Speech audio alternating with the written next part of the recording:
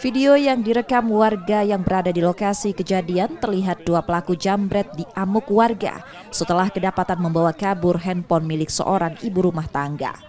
Peristiwa terjadi di salah satu minimarket di kawasan Talang Betutu, Palembang, Rabu pagi kemarin. Menurut salah seorang warga, saat itu korban baru keluar dari minimarket dan menyalakan sepeda motornya.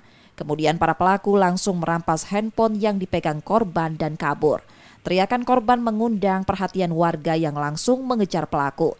Pengejaran berakhir setelah sepeda motor yang dikendarai para pelaku menabrak pohon. Pelaku dibawa ke Pasar Baru Jalan Padat Karya dan nyaris babak belur. Bisa kan? Ini polisi. Berapa kolongnya, Bu? Udah itu, Dua, jambret ya? jambret ini kok. Pelaku ini bawa motor, Bu? Iya, Bawa motor. motor.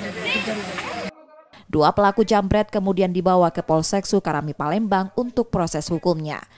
Reski Oktora, Muklas Diferensial, Kompas TV, Palembang, Sumatera Selatan.